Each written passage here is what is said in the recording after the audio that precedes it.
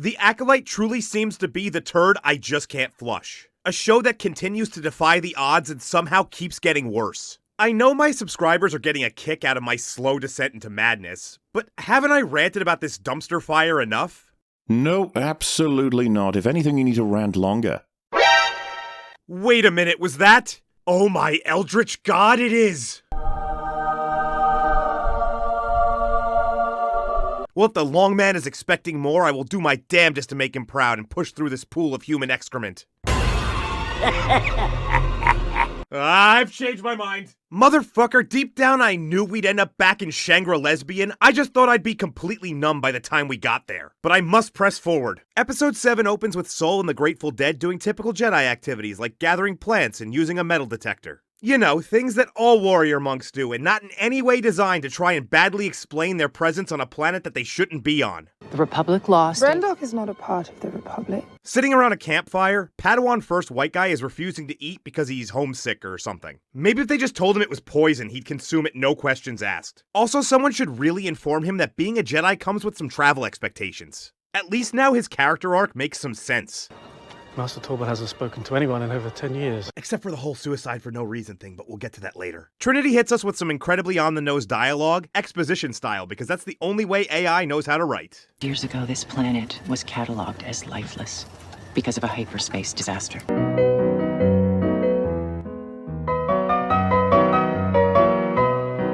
This planet, Brendok. You don't need to say the name of the planet. We know where you are. You just showed us 45 seconds ago. Explaining they've been there for 7 weeks and haven't found a single person, we the audience can only assume every single one of them is a complete invalid when it comes to the Force. After more of literally the exact same thing we just saw moments ago, they decide to split up so that pesky plot can happen. We follow Soul on his quest to get to the scene from episode 3 where he once again is watching May and Osha from the woods. Just this time from a different angle, which makes the entire prologue pointless runtime padding. We're shown that the temple has a password-protected blast door which calls into question exactly how May and Osha got out in the first place. Soul scales the wall so he can continue peeping on preteens as he looks in on them practicing their thread pulling. There's gotta be a better way to say that.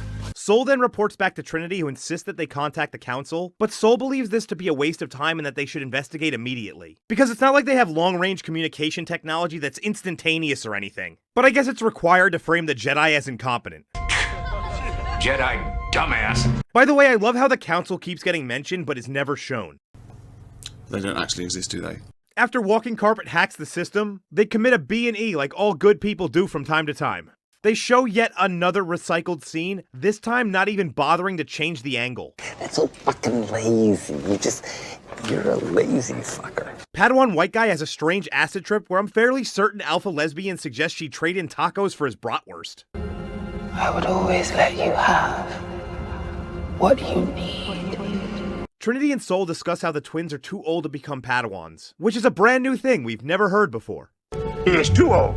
He's too old. Side, question, and this isn't directed at Disney specifically, but can someone please tell me exactly how young you need to become a Padawan without breaking the rules? At this point, I feel like the Jedi would deny an unborn fetus for being too old. Soul points out that May was marked by dark magic, but Osha was not. And Trinity suggests that she resisted it. Wait a minute, don't you moronic assholes remember interrupting their ceremony? Seriously, it just happened. Yet again, not a single person on the $180 million staff caught this lack of consistency. Hell, an unpaid college intern with a 1.4 GPA could spot this one. Padawan White Guy takes a blood sample that he assures will not hurt May. Ow. And there it is, the true origin of her hatred. May is brought before Trinity for testing before this beautifully written exchange. You must divine what images appear on the testing screen. What do you want me to do? Well, you little shit. She was literally telling you! Also, if you recall in episode 3, she was already briefed on what to do, making this line doubly stupid. I'm not even sure why she wanted to know the rules, as she plans to botch the test anyway. Despite being difficult at first, May abandons her tough facade and immediately starts giving up all the details she has about the Coven's Ascension ritual for some reason. Mama says Ascension means Osha and I will lead the Coven. As we already saw previously, Osha passes her test, but the absentee council denies the request to bring the twins to Coruscant. Which is strange wording considering one of them failed. Congratulations. You're a failure. Which one is it, show? Do they need to pass or not? These are literal Force anomalies that you have 4 Jedi investigating. Aren't you at least a bit curious? No. But I guess they aren't because they order the squad to return. Sol goes on a rant about how Osha must come with them, to which Trinity explains he's forming an emotional attachment. Followed by Sol saying he hasn't formed an emotional attachment by getting emotional. You have formed an emotional attachment to her. That is not what's happening here. You keep using the word. I don't think it means what you think it means. While this display of utter stupidity continues, the twins' blood tests return with some interesting results. Even identical twins would have different symbionts. This is impossible without some kind of manipulation. This is curious considering the fact they opted to use fraternal twins for the role. Osha is easily tricked into revealing this, or is it May? I'm not really sure anymore, as they literally dressed the identical twins in the same outfit. Hello everyone! Here at Dark Hour Studios, we believe in owning up to our mistakes. So in the interest of fairness, we would like to apologize for our consistency error, which is more than you'll ever get from Lucasfilm. Padawan White Guy comes to the conclusion that these girls are his ticket off of this taco stand, as they have proof of avergence, which is the reason they were sent here in the first place. Which is baffling for 2 reasons. 1, they could easily send the data they just acquired to the Council, and 2, they were told they can leave so they don't need to do anything else. But instead he rushes back to the place where he was easily telepathically overpowered and tortured, as well as possibly molested. You're not making any sense at all. In another regurgitated scene, the twins are separated from fighting, with Alpha Lesbo actually showing some decent acting for approximately 12 seconds. While spike-faced Lesbo radicalizes May against her sister in record time. You want to stop Osha from leaving? Then stop her. May smashes the computer to what is apparently the only exit to this enormous repurposed mining facility. No one can get in or out! Okay, let me get this straight. Pardon the expression. They named one of the twins Osha and don't even have an emergency escape strategy? No wonder these idiots are about to die. The Vegetarians arm themselves for battle as the Jedi attempt to breach the temple. White Guy and Sol encounter Spikeface accompanied by Alpha, the latter of which has nearly as many motivational switches in this episode alone as May does in the entire show. Right now I choose Mother. You wish to know if we will allow Osha to join you, to be raised by an institution instead of a family. I told you we cannot use violence. It was foolish to come back here, Jedi. While Sol and Alpha have a spirited discussion, May, whom Sol confuses for Osha, You racist son of a bitch! comes in screaming about the fire that she started. Spikeface attacks White Guy unprovoked, and Alpha becomes an ethereal being of some sort, seemingly fusing with May. And despite being just a sapphic fart cloud, she is still impaled by Sol's lightsaber. With her dying breath, she once again changes her motivation, which seems to be a familial trait, and lets Sol know that she was gonna let Osha go. Because you know this? Someday those noble intentions you all have will destroy every Jedi in the galaxy. Is definitely something you say about the group you intend to send your child with. To say May and Spikeface take this personally is an understatement. Mama! Mama!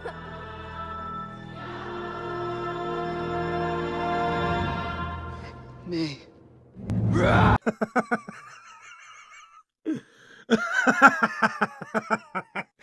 I'm sorry, I can't take it. This scenario is 100% the fault of this walking embodiment of Doc Martens. And instead of feeling any type of remorse, she proceeds to elbow Sol in the face while goading him. Fight me! Bitch, did you not just see how easily he accidentally killed your hardtop? Meanwhile, that fire, which should be relatively isolated, has begun causing massive explosions for some reason. And Sol says this curious line. The twins!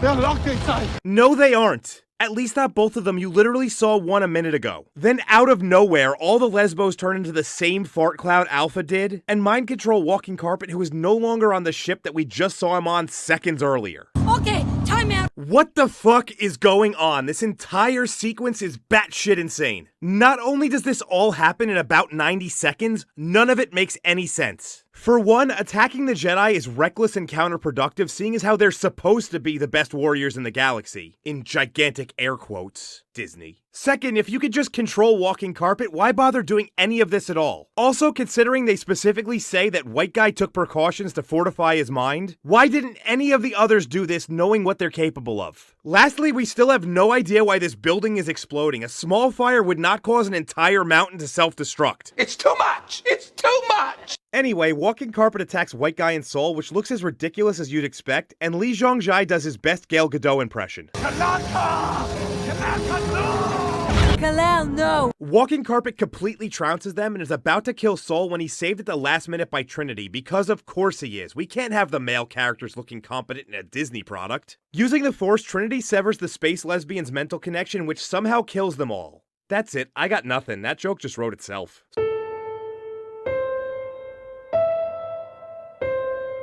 Sol rushes to save Osha and May in reused scene 22, but we've all seen where this goes. As the episode closes, Trinity and Sol argue over how to address the council, with Sol feeling responsible for all of this despite only acting in self-defense. Osha wakes up and asks what happened, to which Sol gives possibly the greatest downplay of the century. They started a fire. Yeah, I mean, that's a bit of an oversimplification. Hey collectors, we've heard you loud and clear. After years of our figures accumulating dust on shelves, it's become evident that our target market has changed. That's why we here at Lucasfilm have once again partnered with Hasbro to bring you this. The brand new officially licensed line of Star Wars dildos. That's right ladies, the Force is female, and just like the Force, we know you come in all shapes and sizes. Which is exactly why we've scientifically engineered these ergonomic artificial phalluses to complement your individual needs. Like the Yoda for those who judge not by size. Size matters not. Or have you recently diversified your sexual portfolio? May I suggest the Windu, guaranteed to leave you looser than a motherfucker. This party's over. Perhaps you've gone to the dark side and 2 times the pleasure is required. Try our double-ended Darth Maulhar with optional spike attachments. Or maybe you've turned off your targeting computer and just gone in blind. It's a small thermal exhaust port right below the main port. The Darth Invader for rebels who like an alternative approach. Came from behind. Pre-order today and we'll throw in our gentle warming lubricant absolutely free. Because we here at Lucasfilm believe in giving all our fans the ability to go fuck themselves.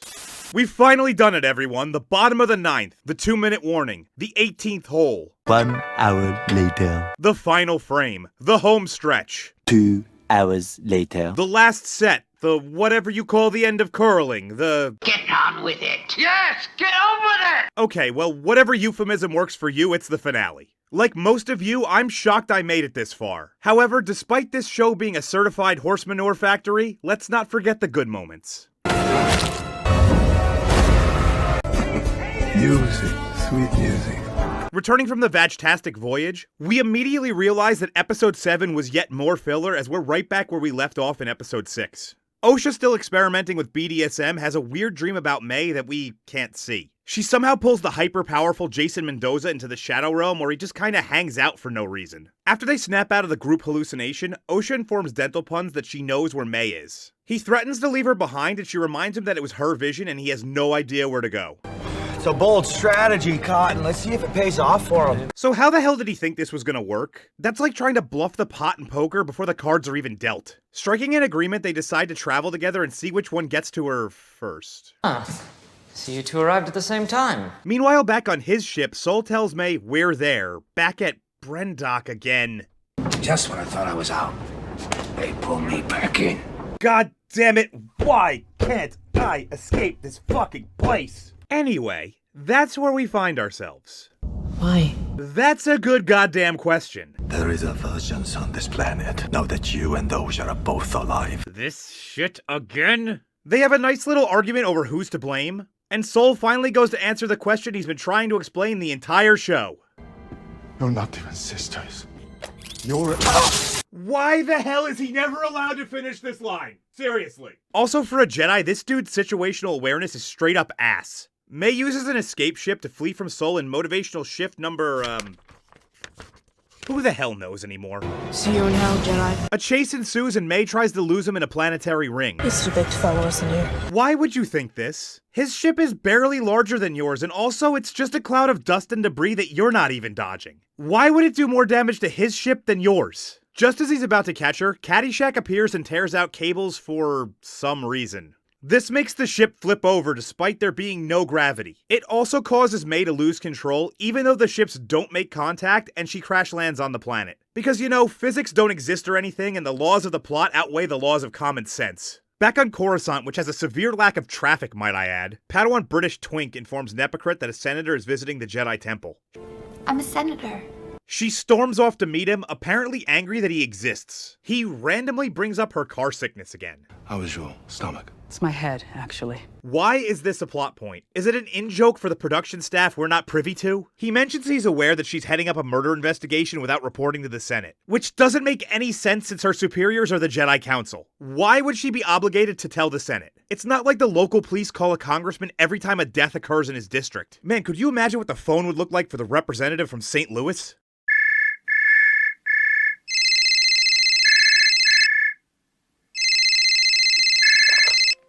Senator Self-Entitlement doesn't trust the Jedi and is attempting to have them externally reviewed. This could have been interesting if it were introduced way earlier in the show. Once again, things that could have been brought to my attention yesterday! Back on Unknown Planet, Dental Puns tries to recruit Osha by giving her one last chance to join him. An invitation that she declines without a moment's hesitation. It's good to see that she has conviction that won't be swayed. Also, we see a shadowy figure who definitely is Darth Plagueis, which means I lost the office pool. By the way, where the hell has he been this whole time? I guess he was just chilling in one of those giant plot holes. Saul turns on his beacon and draws the attention of Nepocrit, while Osha and Dental Puns arrive on Brendok because there's still absolutely no sense of time. They all converge on the temple, which is suspiciously intact considering how it was left, and Dental Puns randomly disappears like he's fucking Batman or something. I hate it when he does that. Osha gets the elevator up and running in about 10 seconds flat, which flies in the face of the previous episode. No one can get in or out! Dental Puns catches up to Soul and they fight, which seeing as how everyone hated my opinion on the choreography in the previous video, I'm just gonna keep my mouth shut this time. What's wrong, McFly?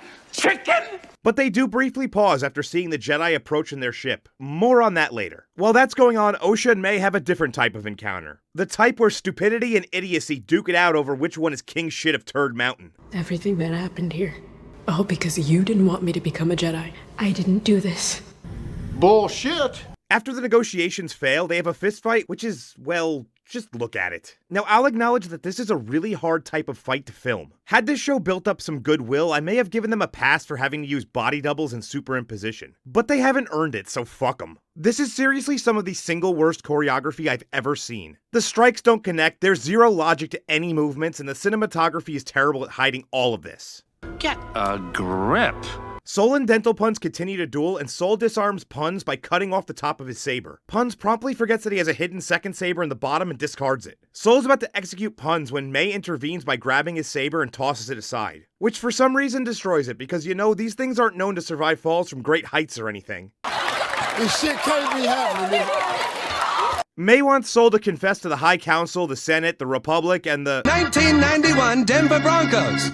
May coaxes a half-hearted confession out of Soul in front of Osha, who picks up the busted saber. Bleeding its kyber crystal, it turns red before she attacks Soul with a force choke, murdering the only person who ever tried to help her. This brutal death, despite his reasoning making complete sense to anyone who hasn't received a full frontal lobotomy.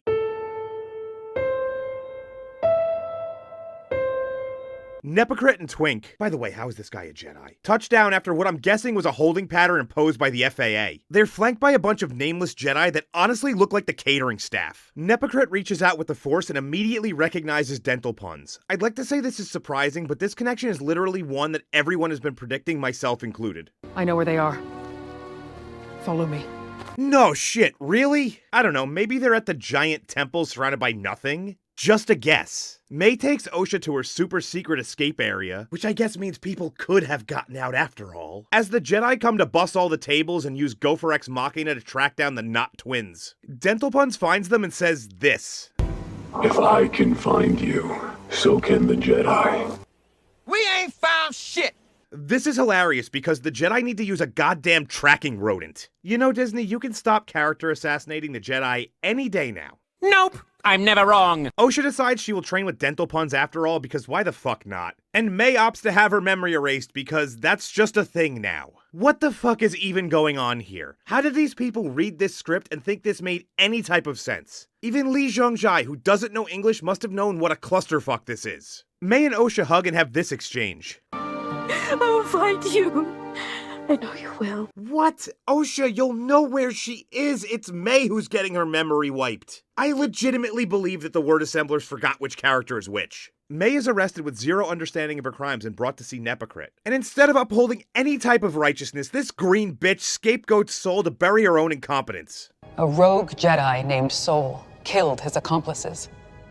Bullshit! Bullshit! That's it, she's not nepotism or hypocrite anymore, she's Jedi Master sociopath from now on. And this whole ending results in some crazy messaging about how trying to do the right thing only results in death and dishonor. So you might as well just lie. Side note, Soul only went along with the lies perpetuated by Trinity and Sociopath. So I guess we're meant to infer that listening to women will only lead to our demise. Anyway, Sociopath asks Lobotomy to help her find Dental Puns, who is off holding hands with Osha on unknown planet. A task that is literally impossible for May to achieve in case you've forgotten the last 5 minutes. Oh, and they show the back of Yoda's head, by the way. What did I just watch? This must be the worst TV show ever created. In fact, I'm not even sure if what this was can be classified as a show. It's devoid of continuity, coherence, and anyone I'd consider a fleshed out character. I would argue that this was more of a social experiment in society's tolerance for ineptitude. There were moments where I genuinely believed I was having a stroke, as there was no way what I was seeing was actually happening. But no, my brain was working just fine. Sorta. I did choose to watch this after all. Just as you thought this show reached its lowest point in terms of production, it descends even further. Episode 7 might be the worst culprit, as it's essentially episode 3 over again, just this time they switched to camera 2.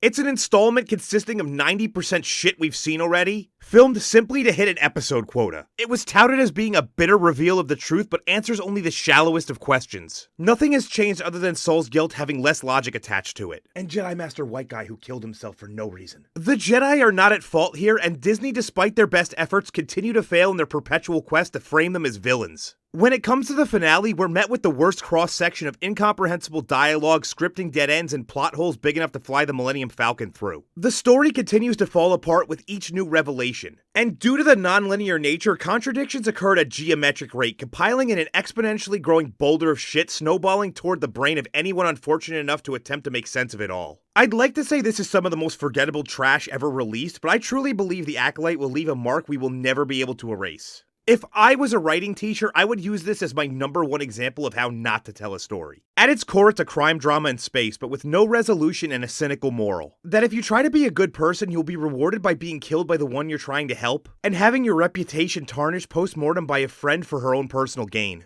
We're friends to the end, remember?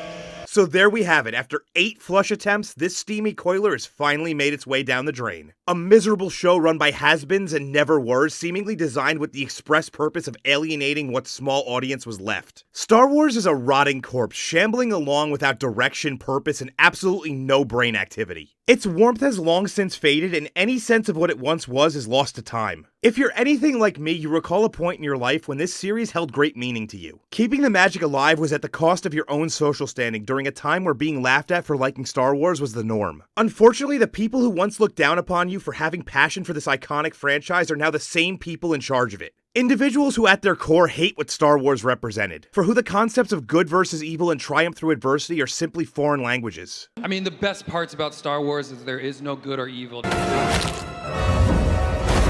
I wish I could say I foresee this changing, but the sad truth is that this infestation of talentless hacks spreading their ideological virus won't be ending anytime soon. I can only hope the next great writers and creators have begun the long and arduous task of replacing what this generation destroyed. But having said all that, I think in some strange, twisted way, I'll miss The Acolyte. Not for its quality, but for the journey it took me on. A dirge which eradicated my sanity, making me question reality itself along the way. One I began solo, but was able to eventually drag many of you with me kicking and screaming. No amount of therapy will ever make this moment okay.